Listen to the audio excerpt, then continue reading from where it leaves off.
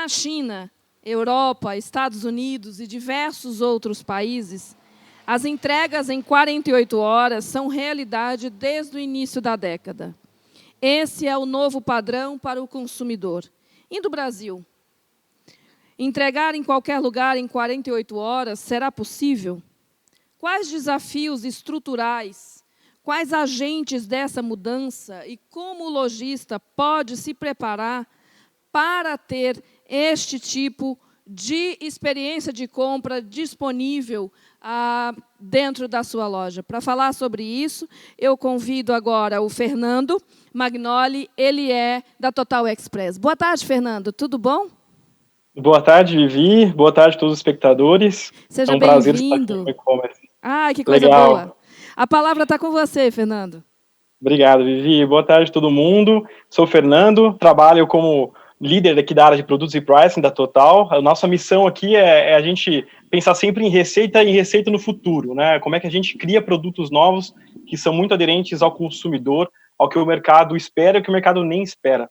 Né? Então, eu vou falar um pouquinho do nosso 48 horas, né, de como atender o Brasil em 48 horas, o que o mercado precisa enfrentar de desafio para a gente conseguir chegar de fato no Brasil inteiro em 48 horas.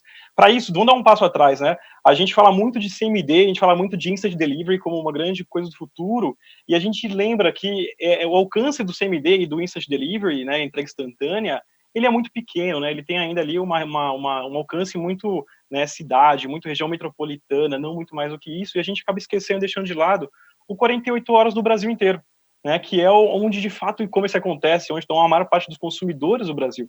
Né? Quando a gente fala de cidades do Brasil que têm 5, 7, 10, 15 dias de prazo, cidades que são grandes, então tem mais de 50 mil habitantes, por exemplo, como atender essa região, esse consumidor que está esperando cada vez mais, né, essa entrega em 48 horas. É um pouco desses desafios e como a gente, como Brasil, como mercado, a gente vai chegar lá em pouco tempo.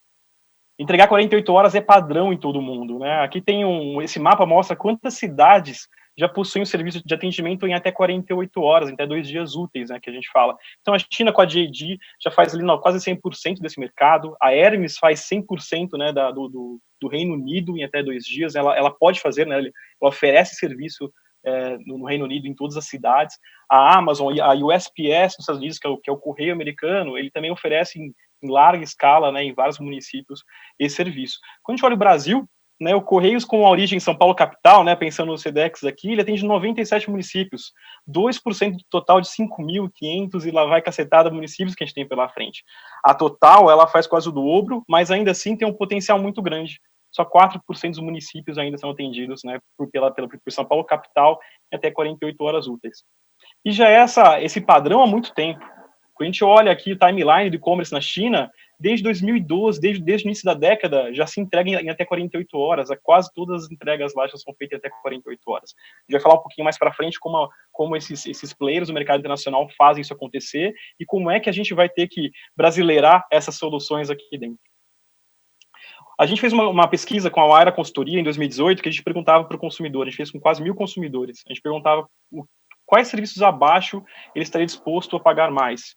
Né? E entrega expressa foi de longe a primeira colocada. Ele está disposto a pagar mais para ter uma encomenda entregue num prazo menor. Lembra que pagar mais não quer dizer pagar caro. A gente vai falar bastante também de custos ao longo da nossa apresentação, porque a gente tem que controlar e tem que trazer um custo acessível para esse cliente no Brasil inteiro. Voltando para comparar um pouquinho com China e Estados Unidos, né? Em tamanho territorial a gente é muito parecido, mas quando a gente compara a população e quantas entregas acontecem no ano, estamos longe, né? A gente tem ali no entre parênteses, por exemplo, são 5 entregas por pessoa por ano no Brasil. Quando a gente compara na China e Estados Unidos, são 40 entregas por pessoa na China e 45 entregas por pessoa por ano nos Estados Unidos. Olha quanto potencial que a gente tem pela frente. Se tem uma mensagem boa nossa, é que pelo estudo da Pitney Bowes, em 2018, o Brasil foi o segundo maior grande mercado, né, que mais cresceu ano contra ano. 25%, muito encostado na China, que foi a primeira colocada ali, um crescimento de 26%. Antes de começar a falar dos desafios, é importante deixar claro uma coisa. É para todo mundo mesmo, naqueles países, China, Estados Unidos, Reino Unido, é para todo mundo mesmo essa entrega de 48 horas, né, de 2 dias. Quando a gente olha aqui o mapa, né, da USPS, que é o Correio americano, uma origem em Miami, você vê que um dia, né, o Next Day, ele é o azulzinho clarinho ali, mais escurinho, desculpa, ali embaixo, na Flórida, o azul médio, né, que é o 2 dias de fato, que é o 48 horas que a gente fala, e o 3 dias é o azulzinho mais claro. Esse é o serviço mais rápido possível que o ISPS pode oferecer. A Amazon também, várias vezes, é questionada de várias cidades que, de fato, não estão cobertas pelo 48 horas. Ela compõe vários players, né, de logística, né, a USPS, a FedEx, vários deles, para compor a sua malha, mas também não é para todo mundo. Então, se nem eles conseguem entregar todo o Brasil, como a gente vai conseguir entregar nesse Brasil, onde e quando, né, nesse Brasilzão tão grande aqui que a gente tem? Vamos pegar como exemplo, né, uma carga que saia de origem em São Paulo, que é uma origem muito tradicional do e-commerce, né? Quando a gente desenha ali um caminhãozinho saindo, né, com uma velocidade média ali, num raio de 8 a 12 horas, que é basicamente o caminhão que saiu hoje à noite, vai chegar amanhã cedo, né, no D1, que a gente fala, o D0, né, o dia zero foi hoje, o dia 1 é amanhã. Então ele consegue percorrer ali 800 quilômetros. Ele consegue passar, então, nas bases, né, nos postos avançados que aquele transportador tenha, né, as cidades regionais que ele consegue atender com o caminhão dele de transferência direto, e ele consegue entregar naquela cidade e ainda tem mais um dia para entregar nas cidades vizinhas. Ele consegue fazer, né, a sua expedição ali para as cidades vizinhas. Então, nesse range, nesse azul mais escuro, beleza, a gente consegue entregar, né, tá mais na mão entregar em 48 horas. Quando a gente expande um raio de 32 a 36 horas, que é um raio de 3.200 quilômetros praticamente ali, você tem é bem mais difícil de você chegar nas cidadezinhas pequenas. O seu caminhão vai passar pelas cidades principais, ele vai chegar lá no dia 2 de manhã. Então ele vai conseguir fazer aquela cidade local, alguma cidade próxima, na região metropolitana ali de alguma capital, mas ele não vai conseguir fazer aquele interior. E cada vez mais, né, esse rodoviário tem um alcance limitado, seja pelo tráfego, seja pela falta de investimento em infra, que já falamos bastante aqui, acho que o Clark falou um pouco, né, do Madeira e Madeira, e pelas leis de proteção ao motorista, que são corretíssimas, né, que dão o devido descanso que ele merece. Cada vez mais entregar no modal rodoviário não é uma solução para 48 horas. Então, 48 horas é uma malha aérea nacional, de fato. Esse é um dia, né, comum, não é agora no Covid, mas é um dia comum de uma malha aérea no mundo. A gente vê ali Estados Unidos, Europa e China, né, um formigueiro de aviões. Quando a gente olha para o Brasil, é bem escasso, principalmente no interior, que é onde a gente mais quer chegar. A gente não está nem entre os 15 maiores países em passageiros por habitante. Então, a malha aérea é muito importante para a gente conseguir fazer o Brasil todo em 48 horas. Só que a nossa malha aérea ela é muito cara e ela é muito carente de investimentos. A gente vê aí a Avianca com muita dificuldade de trabalhar no Brasil, com recuperação, a Gol, que tinha investido aí em bastante dos aviões da Boeing, o 737 MAX, aqueles que caíram, depois teve que cancelar os pedidos, então teve que rever toda a sua capacidade. O Covid agora, que fez todo mundo reduzir voos, até mesmo a Azul, né, que tem uma boa malha para o interior do Brasil. E o resultado disso é que isso fica muito caro fazer. Né? A gente vê uma tarifa média por quilo de próximo voo específico, depende muito de cada companhia como fala, de R$ 15 por quilo até mais de R$ 100 por quilo. Então, quando a gente pega uma encomenda de e-commerce de 2 quilos, 3 quilos, isso passa R$ 50 fora as outras tarifas, né? Entrega de last mile, coleta. Isso fica extremamente caro para o nosso consumidor. E fora o caos do Black Friday, e agora que praticamente, né, o setor aéreo de carga está completamente parado. Qual que é a solução disso? Né? A solução disso está numa livre competição aérea, a gente ter novos low costs entrando para competir. Obviamente, low cost vai competir onde tem mais passageiro primeiro, ela vai entrar nas principais capitais, depois ela vai para o interior. Mas é uma saída, sim, a gente ter mais opções de mercado. Esse é um mercado que depende muito de financiamento, muito de linhas de crédito, então e também o governo tem que atuar com muito investimento nesse setor, né, considerando muito financiamento para as companhias aéreas poderem se estruturar. Tá? E privatização de aeroportos, que é bem importante para ter um custo muito eficiente de operação nos aeroportos de destinos e nos aeroportos de origem, de fato. Só que, além da companhia aérea, né, da malha aérea, o que mais a gente pode fazer, então, para chegar mais próximo do consumidor? Muita gente falou disso hoje. Hoje foi um tema muito bom para fulfillment, né, para dropshipping e tudo mais. Na China, né, na JD e na Amazon, nos Estados Unidos, a grande saída deles é ter, de fato, centros de distribuição muito próximos do seu consumidor. Praticamente todos os estados ali, tanto da China quanto dos Estados Unidos, esse mapa da Amazon ainda é desatualizado, tem mais centros do que isso, eles são praticamente um por estado. Então, o range ali, seja no rodoviário, seja mesmo no aéreo, está muito próximo de você atender o consumidor. Então, ele tem um estoque avançado, estoque pulverizado, diversificado, em cada um desses centros que ele consegue atender o consumidor rapidamente. E aqui no Brasil? A gente tem as nossas origens tradicionais de e-commerce, né? São Paulo, Minas, Recife, só cada vez mais isso está mudando. Cada vez mais a gente tem novas origens logísticas, né, no e-commerce. Você tem várias notícias saindo. Então tem o Nordeste crescendo bastante, muita gente indo para lá, muita gente para o Norte e Nordeste. Eu confesso que as nossas várias cotações e projetos que a gente fez com vários clientes nos últimos meses, grande parte foi voltada para como eu atendo, né, como eu crio uma malha logística fora desse eixo Rio-São Paulo, Recife. Né? Aí que está a solução, uma das maiores soluções, que é de fato a gente está mais próximo do consumidor. São nessas regiões, inclusive, que a gente tem um custo até menor do que se operar em São Paulo, operar no Rio, né, seja por aluguel, seja por folha, e principalmente são nessas regiões de origem que a malha aérea, inclusive, ela é ociosa, né, ela é muito cheia nas origens de São Paulo, mas ela é mais ociosa nas origens do interior. Então, outro benefício que a gente vai ter com essa migração da logística para todos os estados do Brasil. E quando a gente fala dentro de casa, né, transportador aqui e operador, né, é a prova de falha. Aqui a gente vive 24 horas, né, atrás do nosso expresso, né, assim, sem deixar com que ele falhe. Desde o começo, né, ter um pique eficiente, né, essa operação ela consegue priorizar o picking, ela consegue identificar uma peça que é de fato de 48 horas, né, ela tem uma etiqueta diferenciada, uma cor diferenciada, como é que ela segue dentro do seu galpão? Ela está próxima, né, da saída? A grade de coleta de quem te atende lá está ajustada para o melhor horário possível, e o melhor horário possível não é necessariamente o horário que você termina o picking. Você tem que costurar com o seu transportador que esse tem que ser o melhor horário também para eles pedir essas peças para o interior. Quando a gente fala de cross-docking de poucas horas, ou cross-docking zero, né, é ter uma capacidade de você sortear e triar isso rapidamente, gastar pouquíssimas horas nessa separação para as bases regionais e já despachar essas peças, ou zero, fazer uma ligação direta, né, entre o seu cross-docking, a sua loja, diretamente com a base regional que vai fazer a sua entrega. Torre de controle, aqui a gente fala muito disso, né, tem sempre alguém acompanhando aquela encomenda, né, então, e por etapa. A etapa de transferência, tem alguma encomenda que ela não seguiu no caminhão que tinha que seguir, né, então tem todo momento, quase que 24/7, alguém acompanhando isso. E o mais importante, tem que ter um plano de contingência pré-aprovado, e as equipes saberem dele e terem autonomia para aplicarem esse plano. Nada adianta, por exemplo, as coisas vão acontecer de madrugada, o problema não acontece no horário comercial, né, acontece sempre de madrugada, de fim de semana. Então tem que ter uma autonomia da equipe de decidir sozinha o que fazer quando alguma peça sair fora aí do processo. E, por fim, uma operação escalável, né? Quando você fala de entregar no Brasil todo, uma operação bem quente, assim, você tem que ter fornecedores a pronta resposta. Pode ser crowdsourcing, pode ser uma equipe de supply chain sua muito robusta, que você consiga ter muitos parceiros naquela região. Pode ter pontos de retirada, inclusive, você pode trabalhar com pontos de retirada naquela região específica, concentrar todas as entregas naquele ponto, e o consumidor pode retirar ao longo do dia ou até fora do horário. E quando a gente fala do site, do seller, né, como é que vocês precisam mergulhar nessa cultura 48 horas dentro da sua empresa? O mais importante que a gente vê sempre, né, tá claro para o consumidor que você vende esse serviço de 48 horas, que ele pode optar por esse serviço de 48 horas.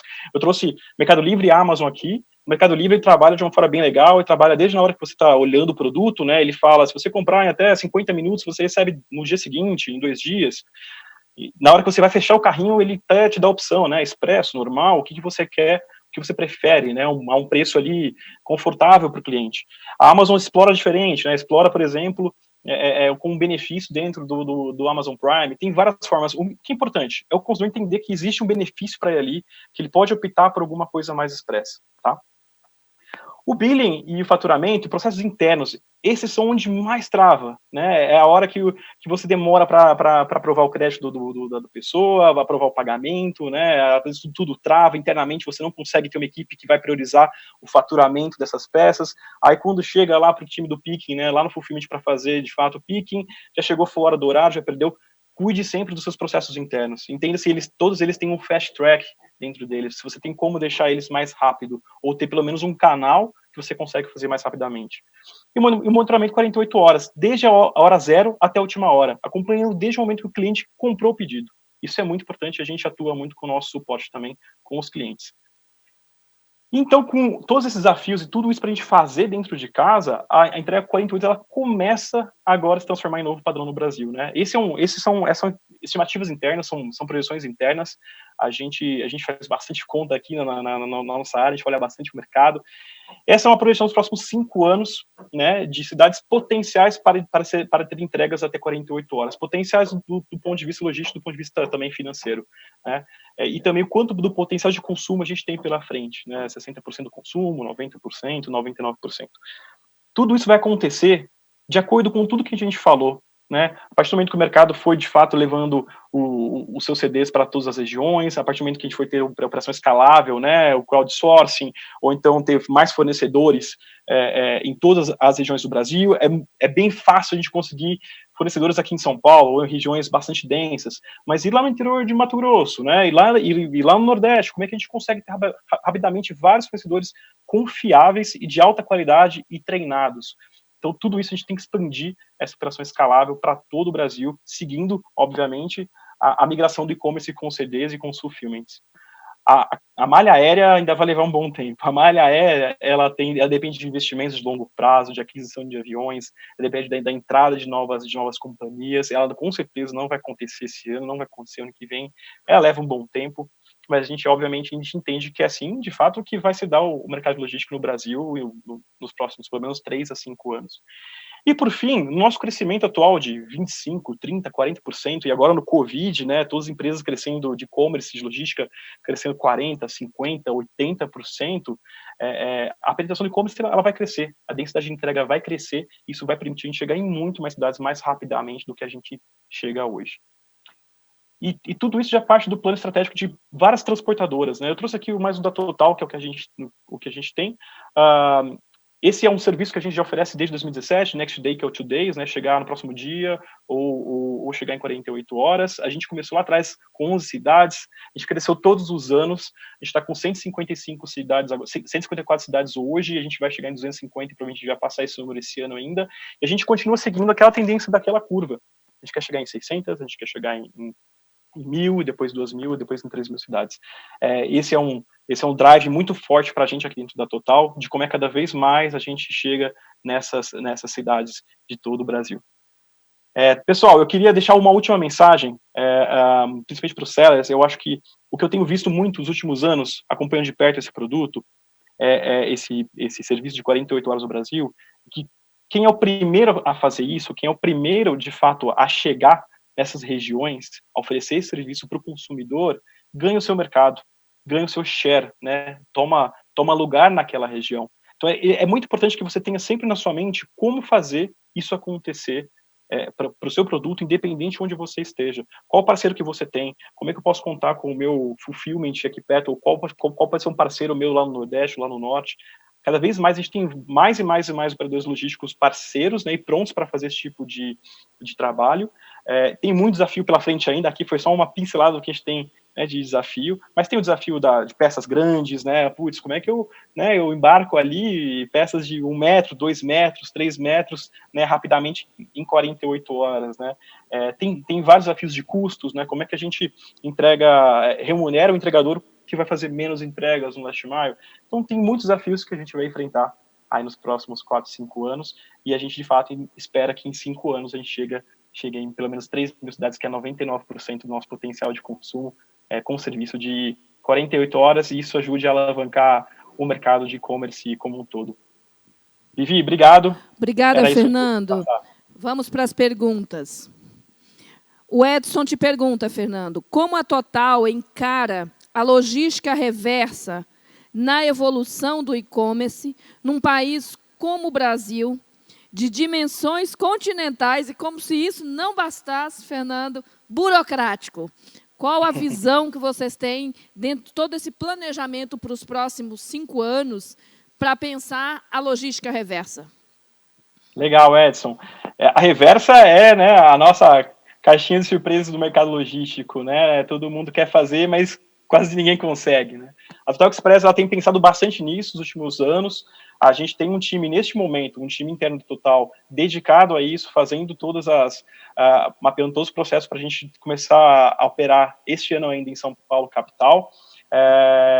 E a gente quer operar de uma forma totalmente integrada com a nossa malha atual, totalmente integrada com nossos aplicativos, que seja fácil para você interagir com a gente, pedir uma reversa, que seja fácil para o nosso embarcador também contratar esse serviço. E a gente expandindo isso de São Paulo para todo o Brasil. Então, a gente tem, sim, pensado bastante nessa reversa. A gente quer começar esse ano com um piloto aqui em São Paulo, com uma operação ainda no segundo semestre, e a gente vai expandir isso, com certeza, em 2021 e 2022. Bacana. O Leonardo Rocha, do Rio de Janeiro, Fernando, pergunta, uma malha ferroviária cortando as principais metrópoles, complementado pelo rodoviário no final, seria uma solução para 48 horas? Seria sim. O grande ponto, Leonardo, é que a gente está bem longe disso, né? Eu tenho acompanhado próximo aí da CPTM, do metrô aqui de São Paulo, alguns projetos, e projetos intermunicipais de logística ferroviária. Eles estão no momento muito caros, ele ainda não tem uma viabilidade econômica. As empresas que estão dispostas a fazer isso, elas só optam por São Paulo e Rio, basicamente, e mesmo São Paulo e Rio ainda não tem um plano de viabilidade muito claro do que pode acontecer. Obviamente, você tem uma malha ferroviária de carga, né, mas de commodity, que ela vai muito para o interior ali, né, o centro-oeste principalmente, mas ainda ela é pouco explorada do ponto de vista de e-commerce. Nessas regiões, acho que faz sentido sim, mas pelo que eu conheço um pouco de prazo, dificilmente a gente chegaria ali em menos de 48 horas, né, tão rapidamente, em algumas regiões mais distantes, principalmente ali no final do centro-oeste, algumas regiões do nordeste. Mas é de fato um modal que o Brasil precisaria estar investindo mais.